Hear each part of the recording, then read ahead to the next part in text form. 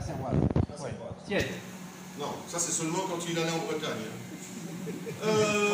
Non, non, mais elle m'emmerde. Ah ouais, elle t'emmerdera, va. Elle s'attouche, hein. Ah ouais. Bon, et donc, elle va se recoudre toute seule. Et si on a mis un verrou, faut la tirer à fond. Il n'y a personne maintenant. Je m'en fous.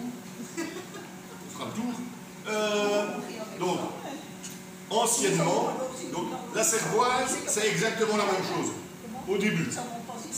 Et Janine, ça ne te dérange pas que j'explique à ces gens-là? Monsieur est en La train de différence entre la cervoise et la bière. J'allais vous l'expliquer. Donc, la cervoise, la première étape de cuisson, c'est toujours la même chose. Donc, c'est une céréale maltée qui est cuite.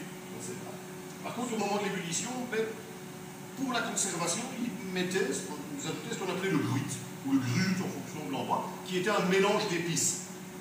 Donc, les épices, à la base, en dehors du goût, c'était surtout pour la conservation des aliments. Grut qui était bien souvent, parce que c'était eux qui avaient la connaissance des plantes, etc., distribués par les moines. Et au moment des invasions vikings, parce qu'on appelle ça la vigne du Nord, parce que le houblon, c'est une plante qui pousse naturellement en Scandinavie. Quand ils sont venus, ils ont commencé à piller, mais au bout d'un certain temps, il y en a certains qui se sont installés, en Normandie notamment. Ils sont venus avec le houblon, parce qu'ils ont remarqué que la plante, elle pousse facilement, en altitude. Facile à cultiver, facile à récolter, elle n'est pas trop chère, le fait de toutes ces facilités-là. Elle donne un goût relativement agréable. Donc on est passé de la cervoise à la bière quand on s'est mis à utiliser le houblon. La cervoise, c'est de la bière sans houblon. Voilà. Grosso modo. Voilà. Et de la bière, c'est de la cervoise dans laquelle on a rajouté du houblon. C'est le houblon fait la bière. Ça, comme la partie amertume. Ce qui fait le bon côté de la bière, d'ailleurs. L'amertume, puis le côté un peu fruité aussi en fonction des houblons. Oui, c'est la première dans le des houblons, oui, qui ont des côtés agrumes ou autres. Mais la base pour le houblon, c'était d'autres variétés à cette époque-là, venait surtout de son côté conservateur et antiseptique. Bon, houblon, plante dioïque, ça veut dire que les sexes sont séparés. On n'utilise que des plants femelles. Plan mâle, c'est considéré comme une mauvaise herbe. Plante et vivace, vous direz moins. La plante est vivace, c'est-à-dire elles sont plantées et on est parti pour 30-40 ans, 20-30 au minimum, au même endroit, tous les ans. Fin mars, début avril, ça remonte, on a un petit fil, ça monte jusqu'au-dessus, durant le mois de juin, le mois de juin ça commence à s'étoffer, et on a les cônes qui sortent.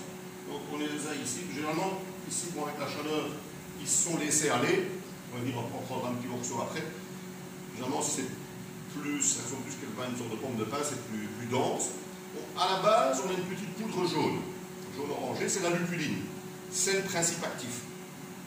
Quand on a un plant mâle, par exemple, lui, il vient féconder le plant femelle, on a des cônes qui sont beaucoup plus beaux, beaucoup plus gros.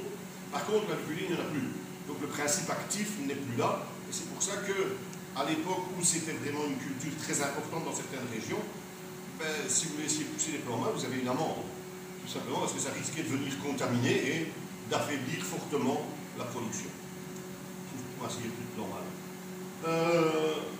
Ça se reproduit, vous prenez un plant, c'est presque tous des clones. Donc c'est ça le principe actif.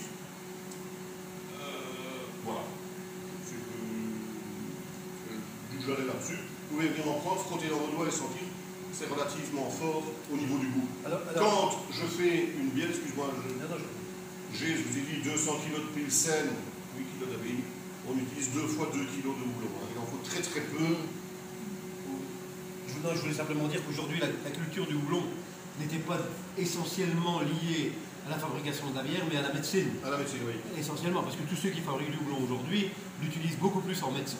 La partie utilisée en bière est relativement faible. Parce que c'est une plante qui est bourrée d'œstrogènes. Voilà. Anciennement, du temps où c'était récolté à la main, c'était récolté soit par des jeunes filles prépubères, soit par des femmes ménopausées.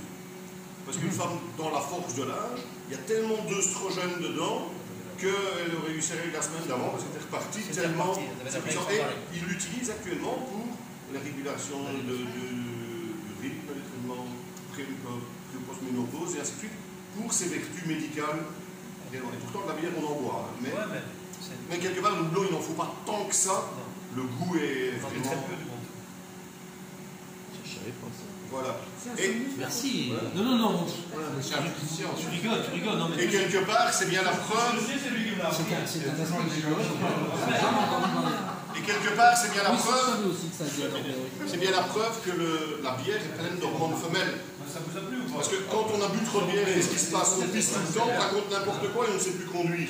C'est bien la preuve que c'est plein d'hormones femelles. Bah, je crois qu'on va passer, merci. Voilà.